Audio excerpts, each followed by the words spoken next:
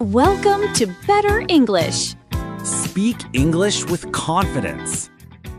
Hello, everyone. Welcome back to the Better English podcast. I am David, and I am very happy to be here today for another episode. Hello, David, and hello to all of our listeners. I am Grace. I am also very excited about today's topic because it is something very fun and positive. We always talk about work and daily routines, so talking about fun things is a nice change. You are right, Grace. Today, we are going to talk about hobbies. A hobby is a very important part of life, but sometimes it is a new word for people learning English. Grace, how would you explain the word hobby to our listeners? That is a great question, David. A hobby is an activity that you do in your free time. It is not work, and it is not a chore like cleaning the house or doing the laundry. You do a hobby because you love it and because it makes you feel happy, creative, or relaxed. It is something you choose to do for your own joy. That is a perfect explanation. For me, a hobby is like a gift you give to yourself. When the workday is finished, or when the weekend starts, we all need something to do that is just for fun. Today, we want to help our listeners learn how to talk about these activities in English. Yes, talking about hobbies is one of the best ways to make new friends. When you meet someone for the first time, you often ask them what they like to do. It helps you understand the person better, and it makes the conversation very easy. It is a great icebreaker, as we say in English. Exactly. If you have the same hobby as someone else, you can talk for hours. In this episode, we are going to look at many different types of hobbies. We will talk about things people do inside the house and things they do outside.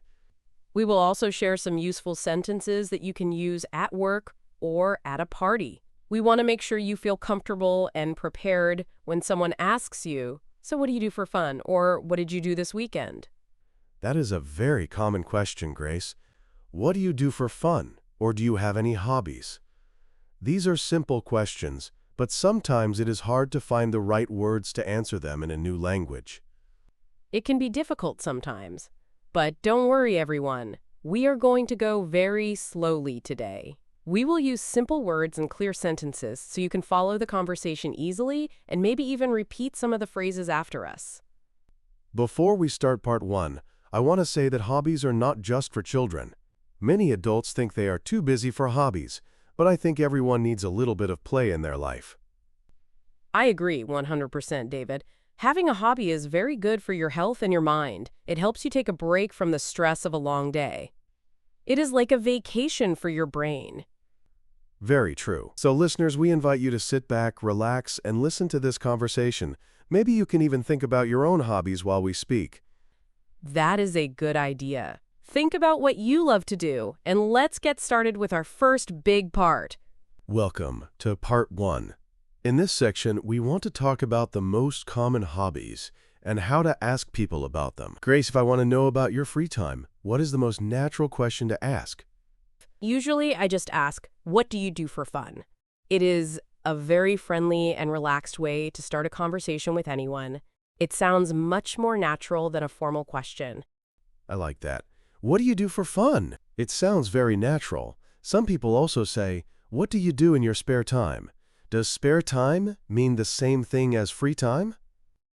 Yes, exactly. Spare time and free time mean the same thing. It is the time when you are not working, studying, or sleeping. Another common question is, do you have any hobbies? But as you said, David, that can sound a little bit like an interview question. That is true. It feels like an interview. So if someone asks me, what do you do for fun? I might answer, I really like reading. Reading is a very popular hobby all over the world. I love reading too. It is a great way to learn new things or to visit new places in your mind without ever leaving your house. It is very peaceful. Do you like reading fiction or nonfiction, David? Do you like stories or real facts? I prefer nonfiction. I like reading about history and science. It makes me feel like I am still learning, even when I am relaxing. What about you, Grace? I am the opposite. I love fiction. I love stories about magic, mystery, or romance. It helps me forget about my daily stress, and it makes me feel like I am in a different world. That makes sense. Another very common hobby is watching movies or TV shows. Many people spend their evenings on the sofa watching a good series.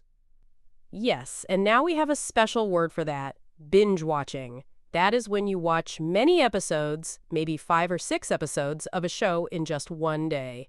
It is very common now with services like Netflix.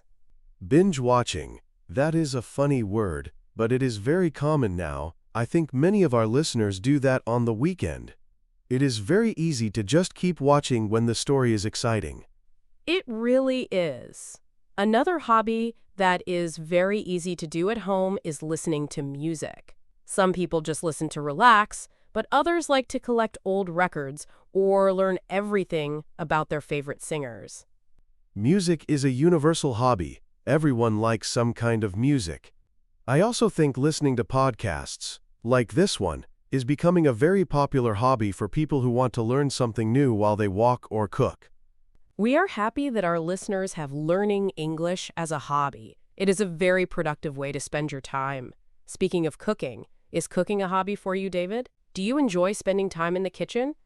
Well, I cook because I have to eat, but I don't think it is a hobby for me. I don't find it very relaxing. But I know many people who love to spend hours in the kitchen trying new recipes. Yes, for some people, cooking is like art. They love to choose the fresh ingredients, smell the spices, and make something beautiful and delicious for their family. It makes them feel very proud. I respect that, but I prefer being the person who eats the food. Before we finish this part, let's mention one more: gaming. Video games are a huge hobby for people of all ages now. Definitely. It is a great way to challenge your brain and even meet people online from all over the world. There are so many ways to spend our free time these days. Now we are in part 2. Let's talk about being active. Some people don't want to stay inside during their free time. They want to move their bodies and be outside. I am one of those people. After sitting in an office or at a desk all week, I really need to move my body. For me, exercise is the best hobby because it makes me feel strong and full of energy. I agree. Many people enjoy jogging or running. You only need a pair of shoes and a road, so it is a very simple hobby to start. It is simple, but it can be hard if you are not used to it. Personally, I prefer hiking. Hiking is when you walk in nature, like in the woods, a forest, or on a mountain. It is slower than running, but the views are much better, and it is more relaxing. Hiking is wonderful. It is very quiet, and you can breathe the fresh air. In English, we often use the verb go with these activities. We say go hiking, go running, or go swimming. That is a good grammar tip, David. You don't play hiking, you go hiking. But for sports that use a ball, we usually use the verb play. It is a small rule that helps you sound more natural. Exactly. You play football, play tennis, or play basketball. These are social hobbies because you usually need other people to play with you. Yes, joining a sports team is a great way to meet people.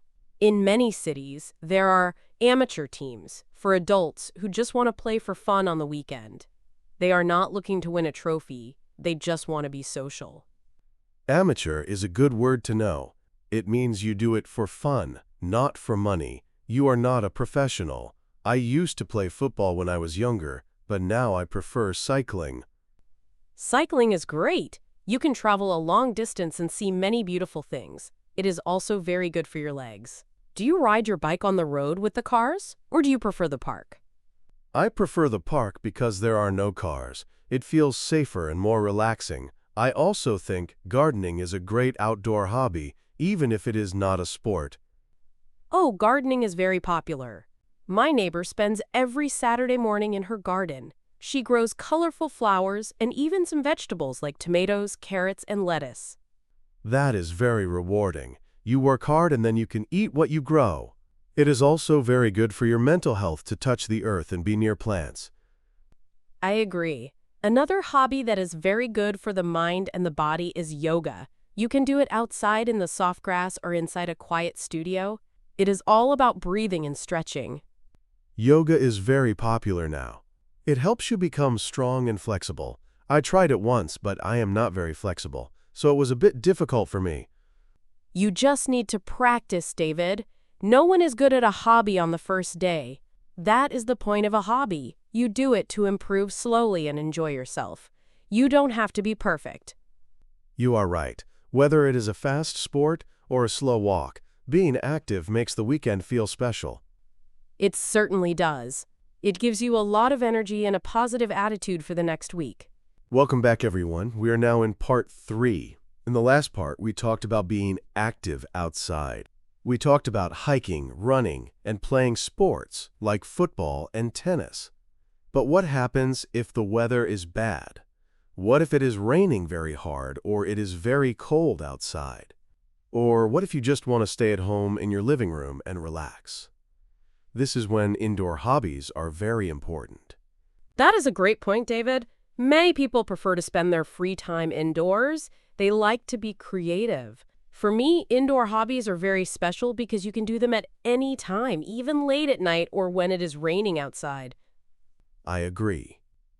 When I think about indoor hobbies, the first thing that comes to my mind is being creative with your hands and your mind. I think it is very special to make something from nothing.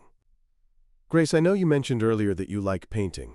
Is that your main creative hobby? Do you do it every week or just when you have a lot of free time? Yes, it is. I really love painting. I think it is a very peaceful hobby. When I paint, I don't think about work or my chores. I only think about the colors and the shapes on the paper. I am not a professional artist, of course. I just do it because it makes me feel calm and happy. That sounds very relaxing. I think many people are afraid to start painting because they think they are not good at art. They see professional paintings and they feel nervous. But, like we said before, a hobby is for you, not for a gallery or a museum. It is about the feeling of the brush on the paper. Do you use a lot of different tools for your painting, or do you keep it simple? Not really. I like to keep it simple. I use watercolors because they are easy to use and very easy to clean up. I have a few brushes and a small book of paper. That is all I need. It is a very cheap hobby to start. What about you, David? I know you started something new recently. I try to be creative too. I recently started a new hobby. I am trying to learn how to play the guitar. It is a very different kind of creative hobby because it is about sound and rhythm. It is a big challenge for me because I have never played an instrument before. When I was a child, I didn't study music, so everything is new and a little bit confusing for me right now. That is so exciting. Playing an instrument is a wonderful skill. But I heard that the beginning is very difficult for the hands. Is it true that your fingers hurt when you start playing the guitar? Oh yes! My fingers hurt a lot for the first 2 weeks. The strings on the guitar are made of metal, and they are very thin and hard.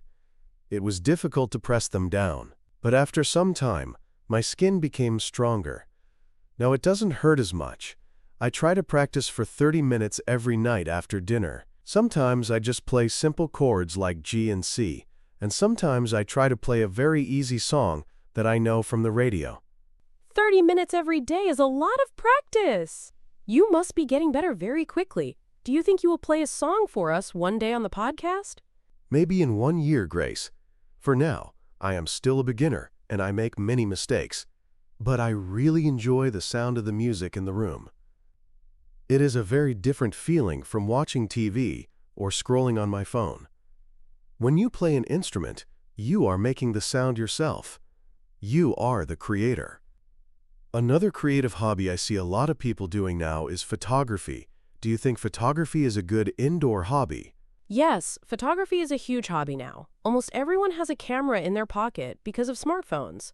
You don't need to buy a very expensive camera to be a photographer today. You can just start taking pictures of what you see. That is true. Some people take pictures of nature when they go outside, but you can also take great pictures inside. I have one friend who only takes pictures of his cat. He has thousands of photos of his cat sleeping, eating, and playing. He spends hours choosing the best light and the best angle. It is his favorite way to spend his free time, and it makes him very happy. That is funny, but photography also helps you look at the world differently. You start to see the light, the shadows, and the small details that other people might miss. It makes you more aware of your surroundings and the beauty in small things. I agree. I also want to mention crafting. This is a very big category of hobbies. It includes things like knitting, making jewelry, or even making things out of wood. My grandmother was a master at knitting. She could make a whole blanket in just 1 month while she watched the news on TV. She didn't even have to look at her hands. Knitting is a very popular hobby again. Many young people are starting to knit now. It is very satisfying to make a sweater or a scarf from a simple piece of string. It takes a lot of patience, but the result is something you can wear. Yes, patience is very important for creative hobbies. You cannot rush a painting or a song. You have to take your time and enjoy every minute. I think that is why these hobbies are so good for our mental health. They force us to slow down in a world that is always moving too fast. We spend all day looking at screens, so it is nice to touch paper, strings, or wood. I think you are right, David. Whether you are painting a picture, playing a guitar, or knitting a scarf, you are creating something new. That gives you a great sense of achievement. At the end of the day, you can look at what you made and say, I did that with my own hands. Exactly, and it doesn't have to be perfect. It just has to be yours. It is a reflection of your personality. In the next part, we will talk about the challenges of starting a new hobby. Many people have a hobby they want to start, but they don't know how. Let's talk about that in part 4. That is an important topic because we are all very busy people. Let's talk about that in part 4. Now we are in part 4. This is a very important section. We want to talk about how to start a new hobby. Many people tell me, David, I want to learn how to paint, or I want to learn how to speak English. But they are afraid. They are afraid to fail, or they think they don't have enough time in their busy lives. That is true. The hardest part of a hobby is often the beginning. People think they have to be perfect immediately, and if they make a mistake, they want to stop. Exactly. But we must remember that a hobby is not a job. You don't have a boss in your hobby. You are the boss. You are allowed to be bad at it.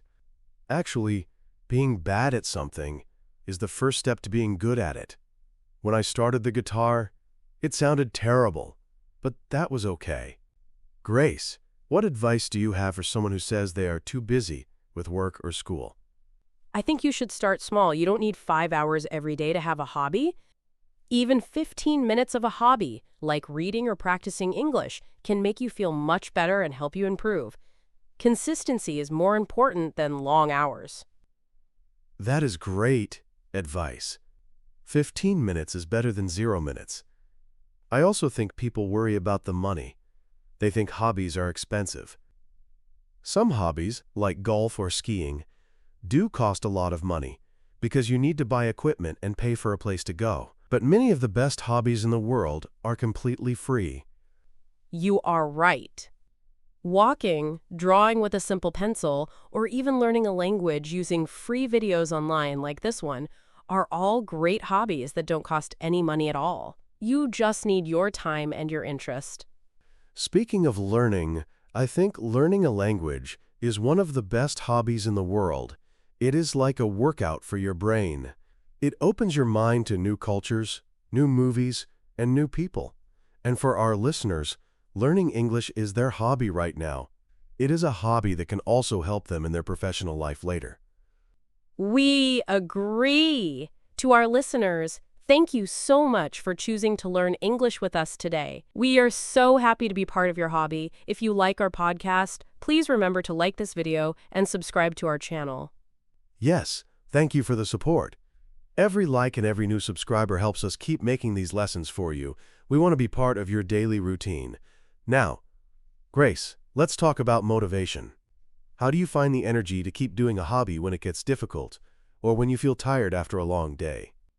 I like to set small goals. If I am painting, I don't try to finish a whole complicated picture in one day. I just focus on one small part, like a flower or a tree. When I finish that small part, I feel happy and I want to continue the next day. Small goals are definitely the key to success.